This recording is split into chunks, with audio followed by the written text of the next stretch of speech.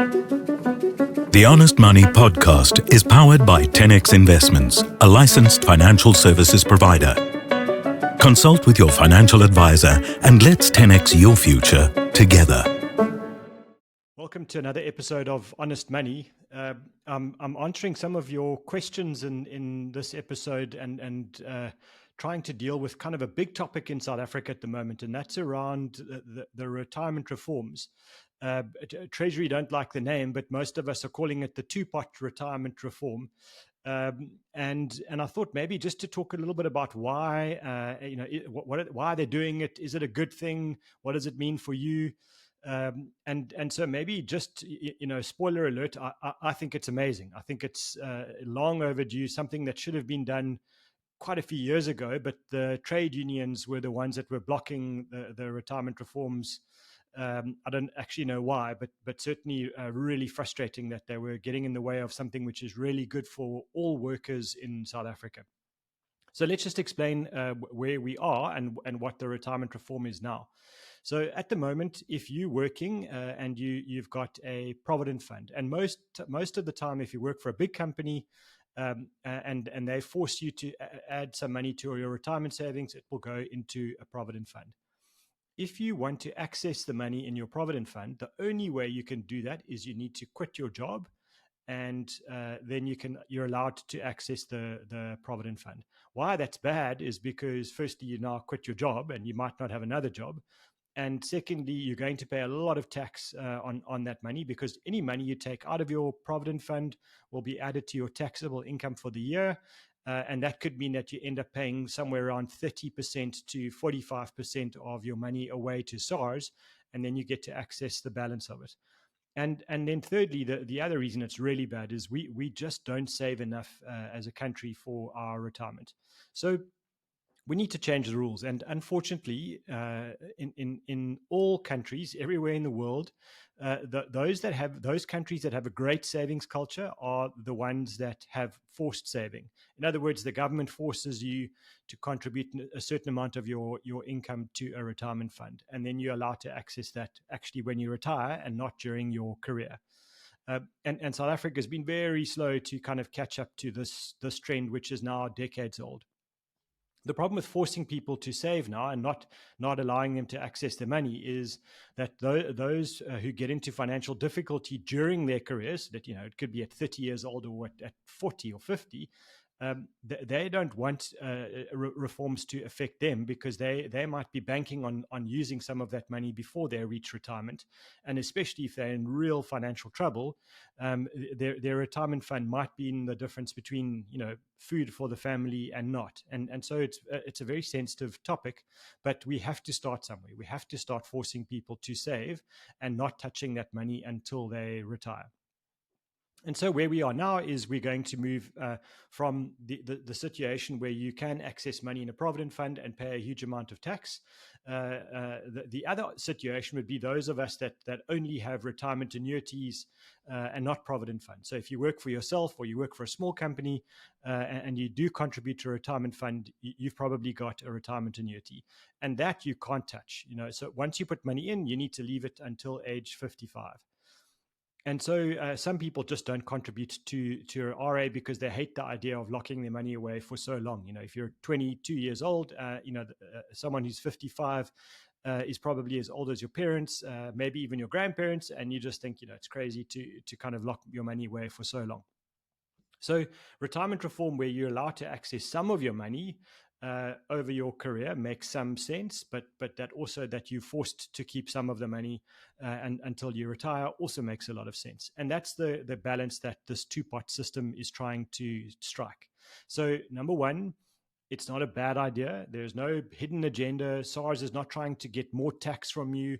No one's trying to nationalize your retirement money or anything like that. This is a very simple, very clear retirement reform to allow people to access some of the money during their careers, but also force them to keep some money until their retirement. And as I said at the start of the episode, I think it's a fantastic idea. What's going to happen is anything that you've contributed to retirement funds until now, until the day of launch, and I think it's the beginning of September 2024 at the moment. Let's see if that actually strikes. But any money that you contribute to a retirement fund until that time will not be affected by the retirement reforms. So whether you've got a Provident Fund or an RA, doesn't matter. Whatever the rules were before the 1st of September 2024 are going to run are going to affect those retirement funds in that way. In other words, an RA, you wouldn't be able to touch. A Provident Fund, you would be able to access all of the money. But from the 1st of September onwards, your contributions are going to be divided into two. A portion will go into a pot that you're allowed to access, and it's a small portion. We'll find out exactly what the details are a bit later. And then a larger portion will go into a compulsory savings where you're not allowed to touch until retirement. So remember, it's not going to affect the money that you've had in your retirement funds until now. It's only going to be for new contributions going forward. So if you're listening to this and you're worried about accessing your Provident Fund and you want to be able to access that in the future, please don't quit your job and access your Provident Fund before September because you think that you won't be able to touch that money. Anything you've got in your Provident Fund to now, the rules will be the same until you retire. This is not a retrospective law change. That's not allowed in our Constitution. So it's only for new contributions. It's worth repeating. Only for new contributions. So please leave your retirement funds as they are if you can. So the key here will be that in future, during the year, every year, you'll be able to access some of your retirement funds. It won't be a big chunk, but it will be a little bit. And if you've got a financial emergency, and that's the point, right? This is not your holiday fund, your new car fund or your, new shoes fund. This is your absolute, you've burned your emergency fund, you've used up your credit cards, you can't pay the bills at the end of the month to kind of, live in a place or buy food. Then you can access some of your money in your retirement funds to kind of get through a big financial emergency. But the other portion, and it could be a much larger portion of your retirement fund contributions, will be locked away, and you won't be able to access them. And so, I think this two-pot system. I know some people, especially on on social media, are kind of fear-mongering about this to say that this is now going to be nationalizing your retirement funds or blocking you from accessing the money that you've had in the past. All of that's nonsense. It's a really good reform. I'm not a big fan of government reforms in general. That they've really been poor and generally very badly worded and very badly considered. But this has been a very good reform that's long overdue. So I think for you, if you've got this two pot in your mind and it's kind of keeping you awake at night, please don't worry. I think it's a really good idea. And for those that are in a decent financial position, I think the one benefit might be that you now might look at this and say, I don't like the idea of locking all my retirement savings away for such a long period of time. But now I have the ability to access some of that money if I need it. And if you never need to access it and you go all the way to your retirement, then you've done something good for yourself. You've saved a bit of tax on your contributions, and you've got extra retirement savings. So it might be encouraging people who don't generally contribute to retirement annuities to start saving. And if you're in that position, think about it. Have a consideration for putting some money into your RA going forward, because I think that having access to money, I understand the liquidity need. Being able to touch it when you want to access it is important, but at the same time, getting a tax break on your contributions is really valuable to your financial planning. And also remember, all of your retirement fund growth is tax-free. So when you've got 100,000 Rand in your Provident Fund and it's growing every year, it grows without dividends tax, it grows without income tax, and it grows without capital gains tax. The only tax implication for you will be when you take money out, and whether that's a lump sum or an annuity when you retire one day, that'll be the tax that you pay, and only on the portion that you're taking out. So taxes on retirement funds can be quite small if you manage them carefully. I nearly said cleverly, but it's just being careful. It's not that clever.